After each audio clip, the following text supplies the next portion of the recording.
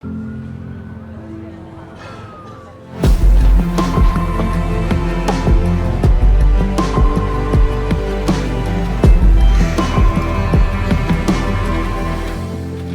time for life.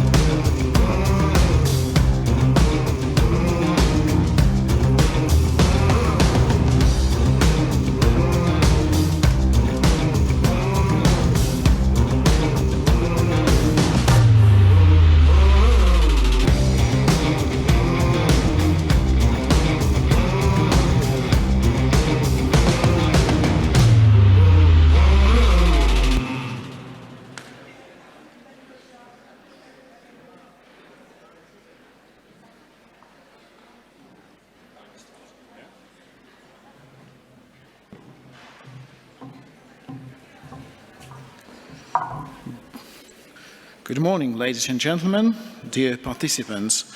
Welcome to the beautiful city of Krakow, the proud host of EuroELSO 2024. It's with great pleasure that we extend a warm and heartfelt welcome to each and every one of you. This was our first ECMO circuit, as you can see, and this is where we are now. Modern ECMO combined with other modalities of circulatory support, very modern monitoring. We can keep patients alive and ambulant on ECMO, doing physiotherapy for many, many days. We are able to transport these patients via air. And this is a good moment to express our deepest gratitude to those who have played an instrumental role in developing extracorporeal life support in Poland. First was Dr. Andrzej Sosnowski, working at Glenfield Hospital in Leicester, who supported us from the very beginning, from the late 90s. Also late Professor Marian Zembala from Zabrze, one of the most famous cardiac surgeons in Poland. And also our friends from abroad, Palle Palmer, Martin Balik, Justyna Swol, Alain Combe, Roberto Lorusso. They all visited Poland many, many times and shared their knowledge and skills with us, allowing us to develop ECMO programs. I'm so sorry for poor quality of this photo. There is very low resolution, as you can see, but when you type the name Nicholas Barrett into the Google, this is what comes out. It's apparently, personal trainer from Los Angeles. Okay, also Jan Bielachlawek, very important person for us because he was the person who has proven that great things are possible in Central Europe. Also Professor Antonio Pezzenti, who never refused to come and teach us. He taught us not only ECMO, but also mechanical ventilation. And last but not least, Thomas Müller from Regensburg, person who is probably one of the wisest and most humble people I've ever met, who sacrificed his own time, his own holidays to come and teach us. And I was really amazed until I learned that he sacrificed his own time to teach also people in other countries like Turkey or India and probably many, many others. What I learned from them is that doing advanced and modern medicine is not only about caring for patients, it's certainly the most important part, but it's also about caring for each other, caring for our teams. And here, with ELSO and EuroELSO, we do care for each other. And this is why we prepared not only the scientific program, but also some plenary sessions that are focused on everything that surrounds our professional work about sustainability, about healthcare policies, economics, also how to organize ECMO care in the changing world. We have over 100 lectures, nearly 1,450 participants coming from 55 countries. We are proud of this, and we encourage you to visit not only our lecture halls, but also our educational corner and cannulation cup. So again, welcome to Krakow, and may this Congress be a memorable and fruitful event for all. Thank you very much.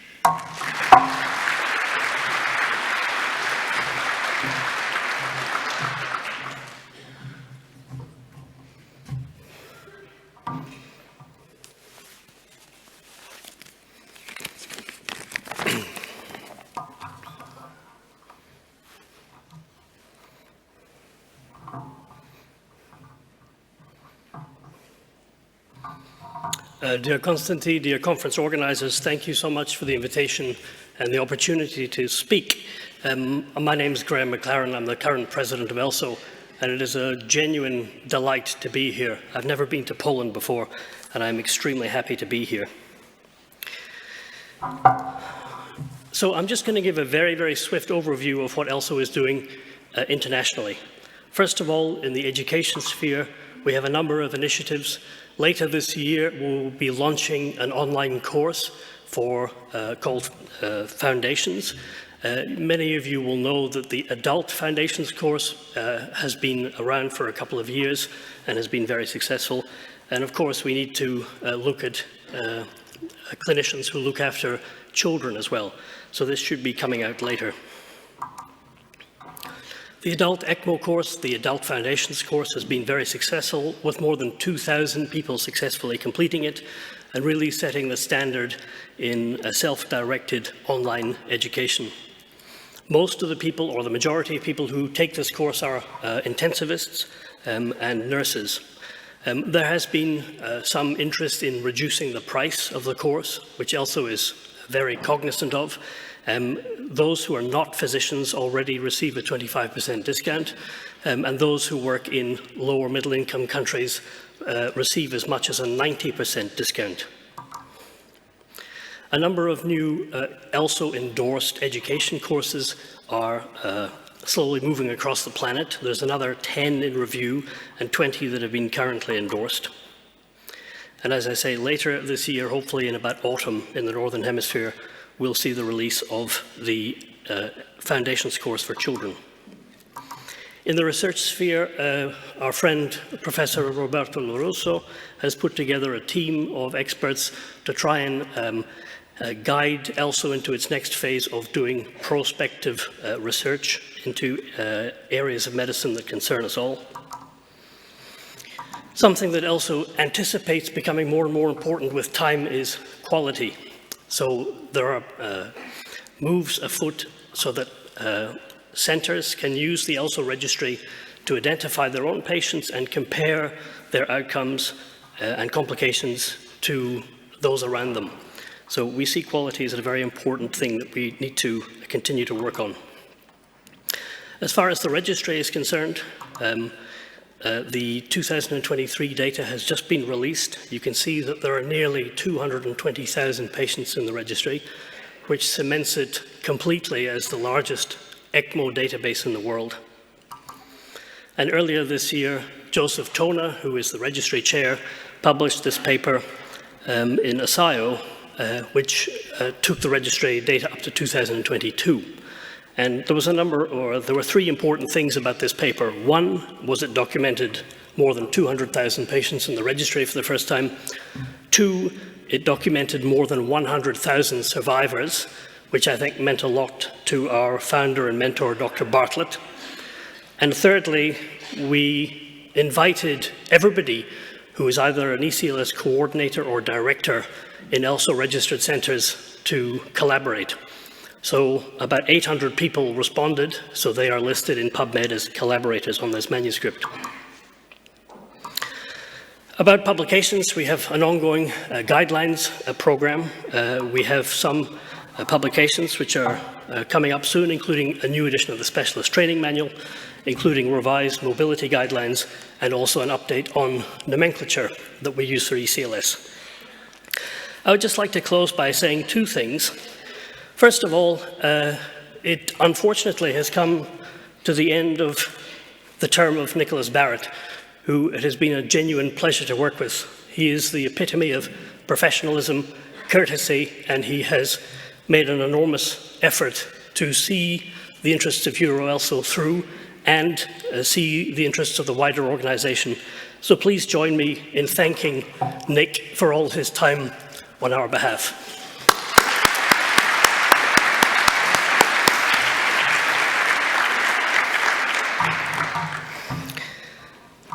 The last thing I would like to say is that this is a difficult time, and I think it behooves us all to remember that several hundred kilometers to the east of where we now are, the first land war in Europe is going on. It's the first war in Europe since 1945. And I hope we all remember what happened in the events that led up to 1945, as we sit here in the shadow of Auschwitz. In the year of my birth, which was 1973, the British Broadcasting Corporation released a documentary called The Ascent of Man, which was an attempt to look at how humanity became the dominant organism on the planet. And it was led by a Polish scientist and intellectual called Jakub Bronowski. And in this documentary, which is you can see on YouTube, he goes to Auschwitz, where most of his family were killed.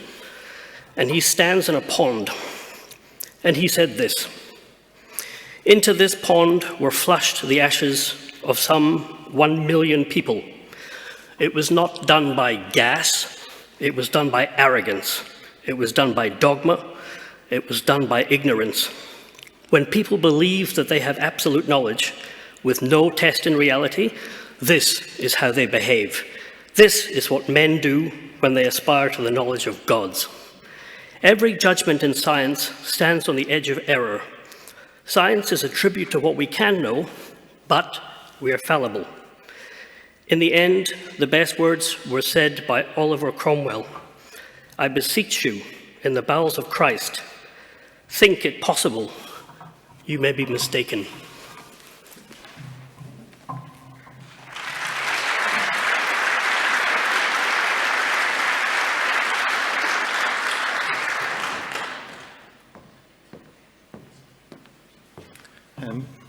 Thank you, Graeme, and thank you for a very sobering message to end on. It's my pleasure, though, to welcome you to this wonderful city and to welcome you to this wonderful Congress.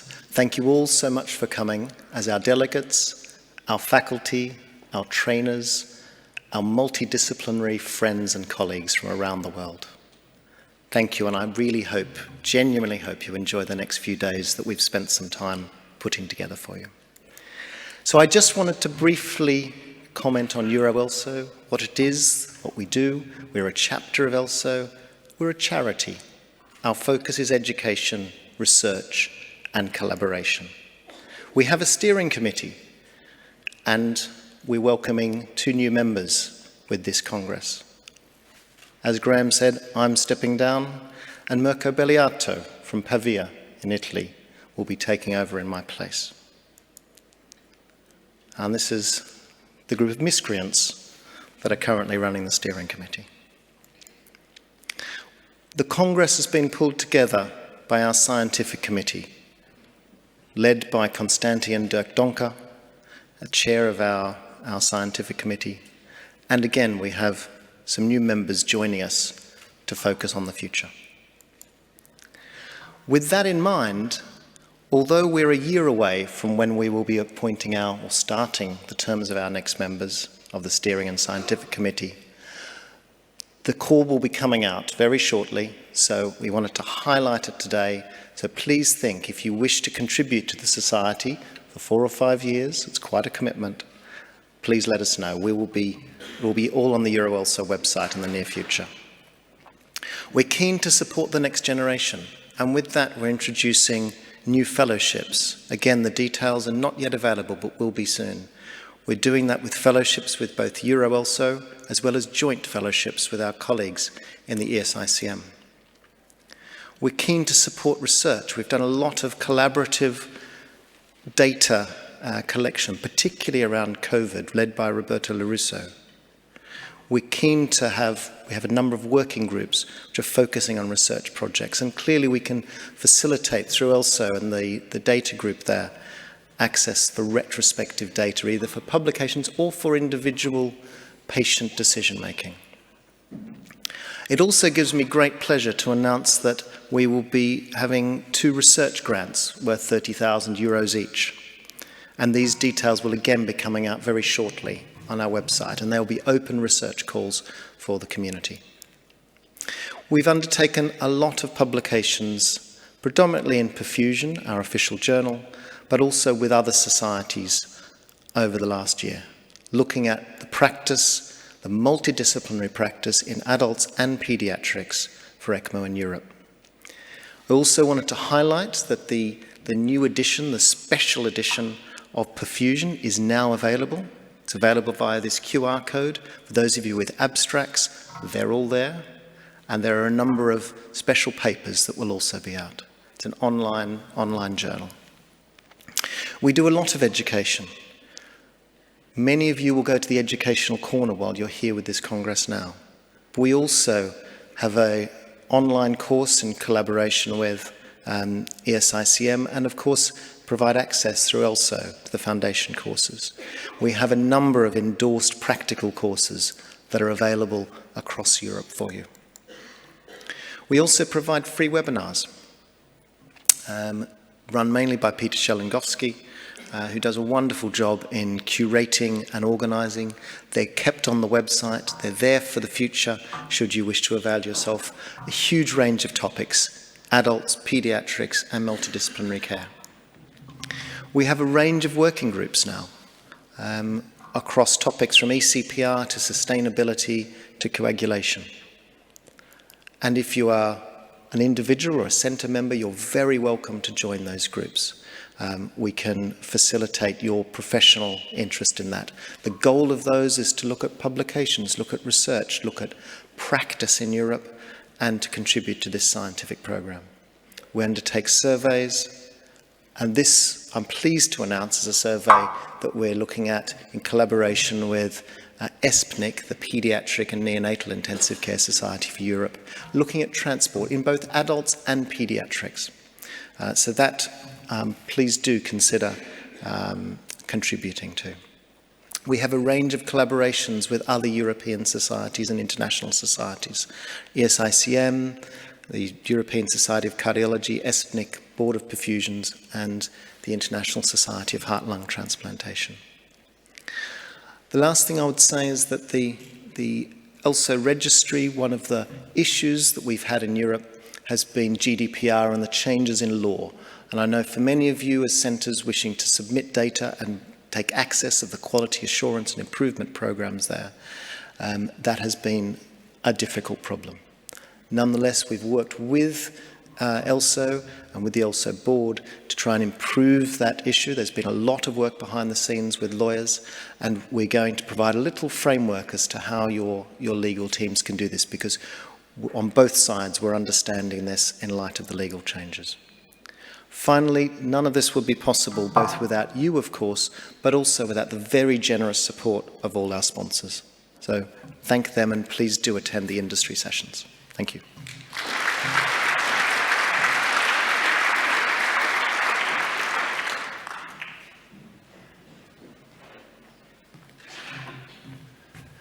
Yeah, hi, I'm Mike from Stockholm, and I would say it's a very honorable, great honor for me to been asked to have this year in review concerning pediatric neonatal research and what happened the last year.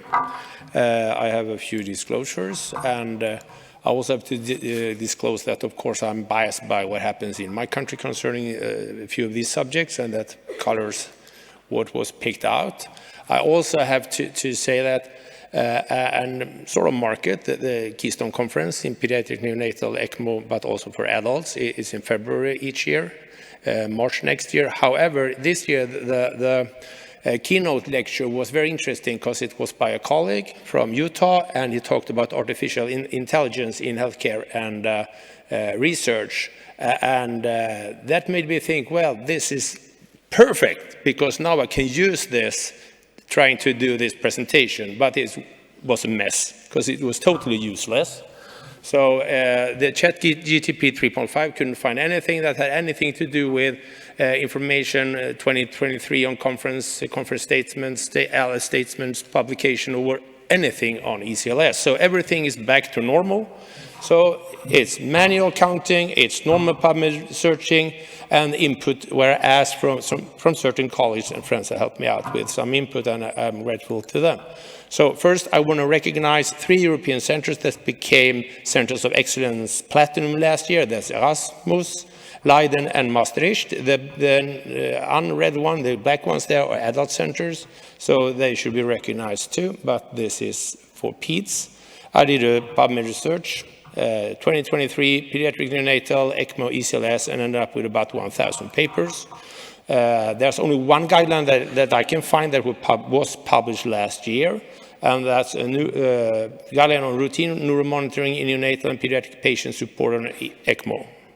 And the group, they reached a verdict that recommended neuromonitoring tools should be head ultrasound, continuous EEG, INVOS NIRS, and head CT. There is today no recommendation to use sensory evoked potentials, transcranial Doppler, the biomarkers that we are getting accustomed to, or pupillometry. So we'll see what happens there in the future. Concerning, I would like to advocate for this study, and it's from the POLIC2 group, a supplement focusing on and grading of recommendations for pediatric ECMO, and it covers most fields but not all. It's easy to find if you PubMed and just put the POLIC2 there. And now we go to the more research field, and 2 papers on congenital diaphragmatic hernia. This is impact of repeat extracorporeal life support, that means re-ECMO in the CDH patients. Data is collected over 35 years. It's about over 10,000 patients, and about 30% of these were offered ECLS at least once, and then there were 160 patients that got ECMO 2 times or more. Survival in the sort of one-run group was 55% compared to 43% for the multi-runs. And I think that's good enough to continue to do what we do today. It was also shown that ECL survival increased by 5.1% if the CDA neonate was treated in a center that also offered re-ECMOs. This other one, CDH, center volume and survival, that has been debated for a while over years, and this is the first really huge study. It's ELSO registered data, 5,000 patients collected over 20 years, and it sort of confirms what I guess we believe we knew, that the higher the volume, the better the outcome, or the lower the mortality. And putting sort of data into crude figures working every day, an increase of 1.75 annual cases decreased risk of mortality by almost 17%. But it's mathematics, but still interesting. Low volume centers were associated with higher mortality compared to high volume centers. Okay.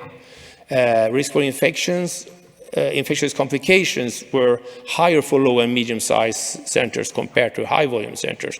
But there were no other complication associated to size of center. Renal replacement, Matt Payton, congratulations. ELSO registered data, 14,300 patients, 25% of these were offered RRT. It was shown that renal replacement before ECLS, before ECMO, increased both ECMO and hospital mortality for that group. Also, the use of renal replacement during the ECMO run was an independent risk factor for death. However, if you put the patient on between day or hour 25 to 72, that patient group had a better outcome than the ones that were sort of offered or started on RRT outside of that time frame. This is a paper from Europe. It's on mechanical ventilation setting, association with mortality. And we could see that we did different, as usual. The use of high PEEP during ECMO was associated to a higher risk of death, and also early course high driving pressures, more than 15 centimeters of water, and still need of high FiO2 2 weeks into the ECMO run.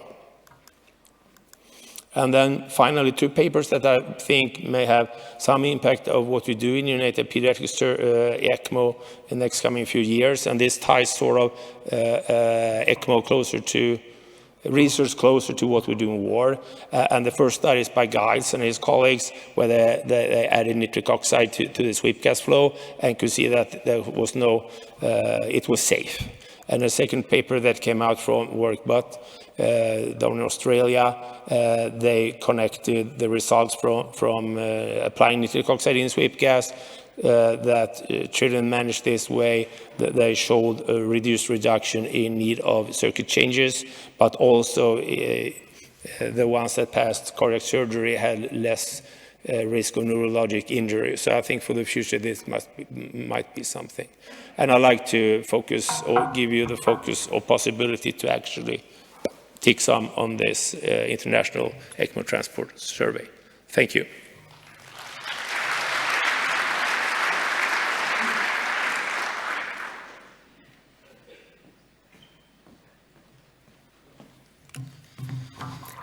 Dzień dobry, witam wszystkich bardzo serdecznie. Dear colleagues, dear friends, I will provide some news and pitfalls of the year 2023 in review. So for the first, what we see that the number of the released publications on PubMed slightly decreased after the COVID era. So we have still about 2,000 publications during the year. And for the social media, what we observed that the most popular posts and articles are indeed the reviews or state-of-the-art publications. So, but what about the trials with clinical implications and other studies? For the first, let's start with the Inception trial. It is a multi-centered, randomized, controlled trial. It was conducted in the Netherlands. It shows similar effects on survival at 30 days for eCPR and conventional CPR. And this trial substantially differs from Arrest and Prague trials. Then in overall, the Inception trial examined eCPR within a completely different setting. So centers were with no formal pre-hospital or hospital protocols. It was very little experience with eCPR in out-of-hospital cardiac arrest. And the average time to ECMO flow from emergency department was about half an hour. Compared to Arrest or Prague trials, it was like 7 and 10 minutes to ECMO flow. So it's substantially different. And in this way, this trial disappointed experts and clinicians. And for clinicians who are applying eCPR, but this skepsis doesn't kill eCPR. So this trial revealed the complexity of eCPR implementation without detailed system. And this system adjustment is quite important. So the importance of this trial revealed rather the ineffectiveness of eCPR. And again, what we have seen that ECMO is not a device which we use, it's a team and the system complexity behind. And the limits of the system must be identified and optimized before implementing. So the next, and it takes years. It takes years to get the results, like in Prague, Paris, and Minnesota for ECPR. So the next one is ECMO in VA ECMO in cardiogenic shock. And what we have seen, two studies randomize 400 patients, more than 100 patients in Prague. And the immediate implementation of VA ECMO did not improve outcomes compared to conservative strategy, and the incidence of death from any cause was not significantly lower in the ECLS group than in the control group. But the complications like bleeding, like limb ischemia, occurred more often in the ECLS group. For this reason, we have to say using ECMO for cardiogenic shock is similar to parachute opening. So if opening too early, the individual cannot fly and perhaps survives with complications, and opened too late. The outcome is, the bad outcome is predetermined. So, and the last one trial I would like to mention is the prone ECMO trial.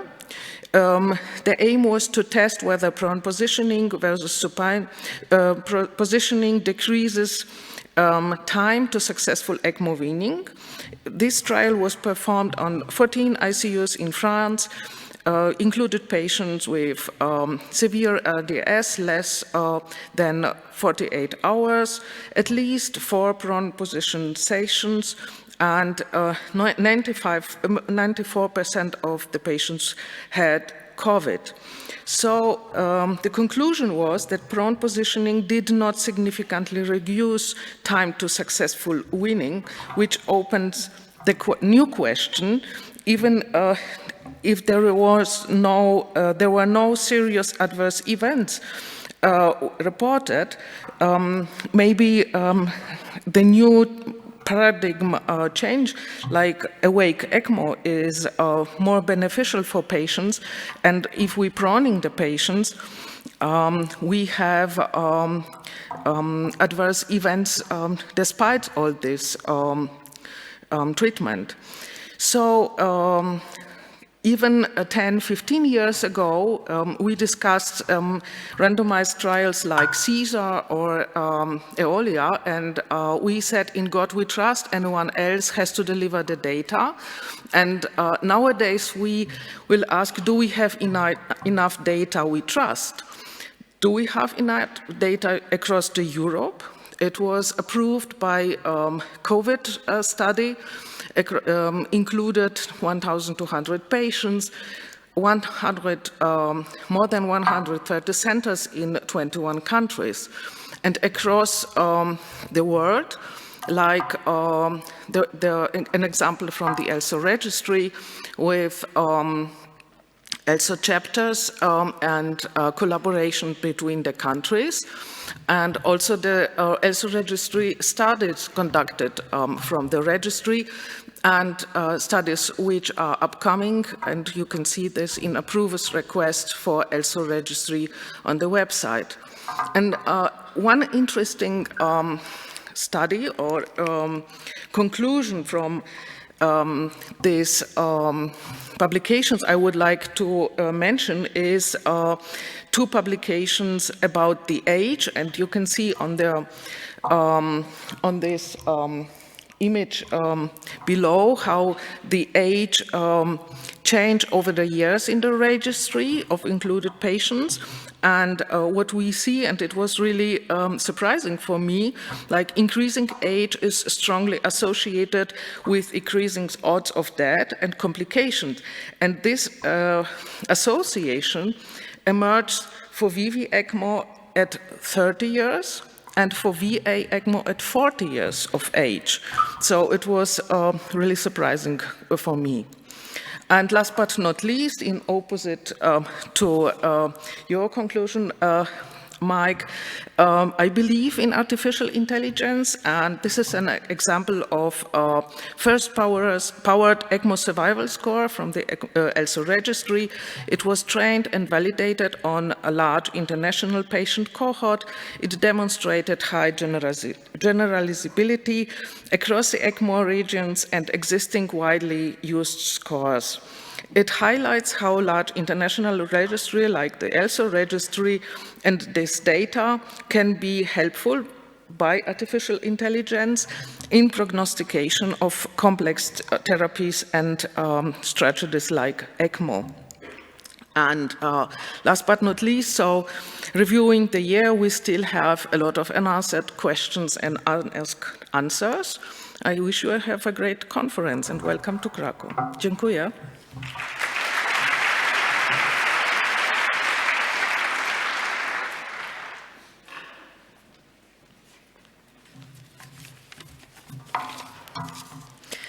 Good afternoon, ladies and gentlemen.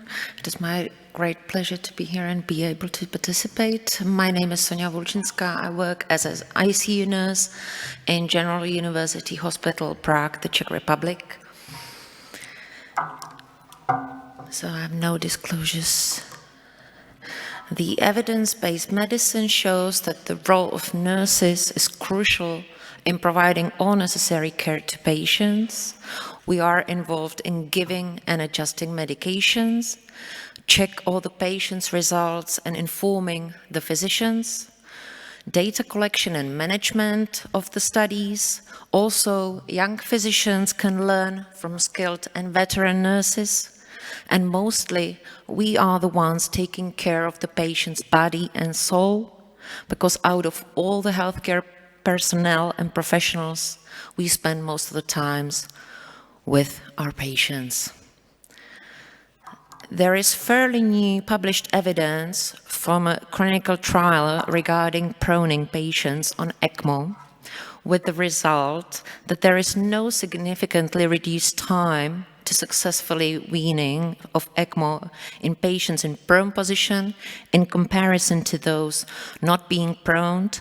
So on behalf of all ECMO nurses, I would like to thank you, Matthew Schmidt and his team, for publishing this, because you took away a bit of the physical burden regarding positioning proning patients. Thank you. And especially with COVID-19 cases, we started to come across potentially bigger amount of patients who benefited from being awake while connected to VV ECMO, unlike those treated for flu in previous pandemics. So the nurses again played a crucial role in taking care of those more demanding patients. Regarding VA ECMO treatment of patients with acute myocardial infarction-related cardiogenic shock versus conservative therapy, the Czech study published in 2022 showed inconclusive results, followed by the 2023 published EuroShock trial, as well as the ECLS shock and meta-analysis, which showed negative results in lower risk of death in 30-day follow-up.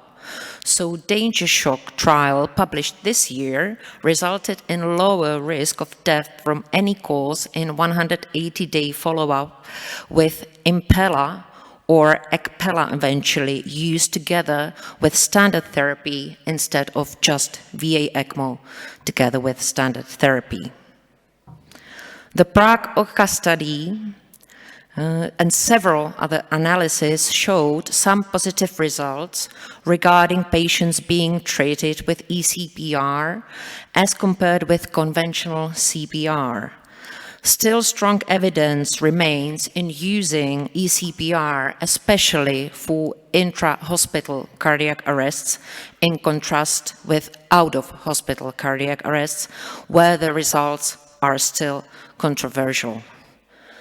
So the nursing load on top of our standard nursing care and duties still increases not only with eCPR, but also with all the trials, studies, new technologies and devices. So keep us in mind because we have your back and we are part of the team. Thank you for your attention.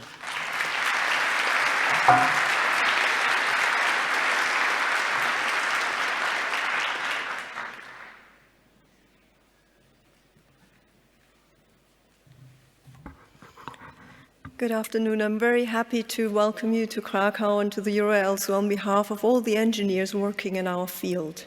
So thank you for that opportunity. And I was asked to talk about the year in review with regard to technology.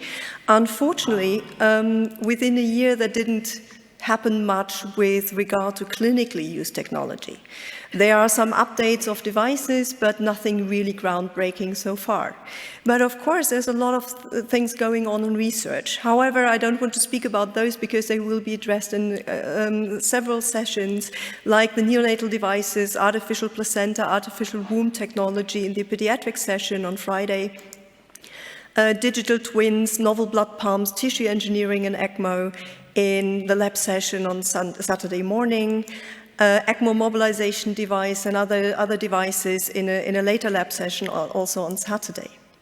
So what could I talk about? One thing is that we have, unfortunately, this is not working, a loss in technology.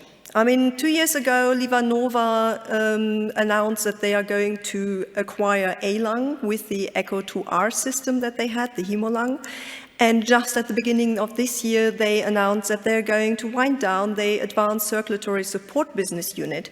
And that for us means that operations and service of the LifeSpark system and the Hemolung system that were just bigly introduced last year at the ELSO meeting in Seattle are going to be discontinued by the end of the year. So we are losing technology. So it looks like we are kind of consolidating the devices on the market at the moment a bit. The second thing I would like to talk about, and I'm afraid I hear you yawning and thinking that's very boring, is that we started work towards a new ISO standard. I think that you think that's not relevant for you because ISO standards are for industry. I hope that that will have an impact on your clinical practice in a couple of years, because what we want to do is we would like to get a standard, set a standard to streamline terms on ECMO monitors, because what we see today here are just two examples, that every manufacturer calls pressures differently and all the other terms. So what we want to do is getting an ISO standard out that is based on the ELSO Maastricht Treaty, so that every manufacturer has to call pressures, saturations, and so on in the same way using the same abbreviations. Why do we think this is relevant? Because if you have different monitors of different manufacturers in your ICU or wherever you use ECMO, I think it will lead to a safer use of these devices, because you don't have to think about which kind of pressure are we talking about here. And this was initiated by two young doctors from Munich, Clemens Rieder and Dominik Höchter, who approached me because I'm in the ISO committee for these devices, and I'm very happy to proceed with this topic. And on the other hand, we would like to streamline also the output of the ECMO monitor. And here we had a nice presentation last year in Lisbon by Benjamin Friedrichsson from Frankfurt, giving a talk about an ECMO reader, which is an open source automated data acquisition tool for real-time monitoring of ECMO patients. However, he ran into the problem that all manufacturers save the data in different formats, in different order, in different frequency, and named differently. So we are back to Maastricht Treaty here as well. And the idea here is to also streamline that and make the manufacturers to save everything in the same way, so that we get a better accessibility of data for our research, for our patients, and also, of course, for availability in the ELSO registry. So I hope this topic doesn't make you yawn, and but makes you think about that we can also do something from the technological side by standardizing things on the international level. And the last thing is a bit something where I'm a bit embarrassed about my own ignorance, because for me Kazakhstan was a bit of a white spot on my personal map. And my feeling is that we often have a very European and US-centered view on ECMO and on development of devices, because at least I don't tend to look into the countries that I'm not really aware of. And I met this lady, Szuldrzynski, who is a doctor perfusionist in Astana in Kazakhstan, and she reported about a 16-hour ex vivo donor heart perfusion during a long-distance transportation. They had terrible weather, they couldn't fly, they couldn't take a car, so they really had to transport a beating heart in a train for 12 hours. And then they realized that the machines that we have for that are not ideal. And they started to develop a new organ transport system, providing an average blood flow of 700 to 900 milliliters, so suitable for hearts and lungs, developed their own room air generator that could provide the gas and the oxygen supply for this organ, and integrated a hemoconcentrator to get rid of some inflammatory factors and fluid overload of the organ, and tested that in vivo from donor to recipient porcine model, did 24-hour ex situ perfusion, and did successful transplantation into another pig.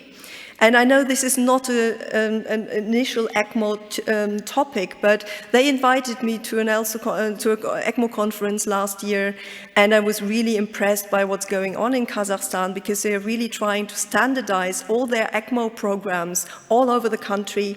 They are really into developing these kind of machinery, and I think when I look at Mikael, who's a lot into ECMO transport, I think this room air flow generator, which is very advanced, could be also very helpful for ECMO patient transport, However, this was a cooperation between surgeons, perfusionists, and the National Space Center engineers in Kazakhstan.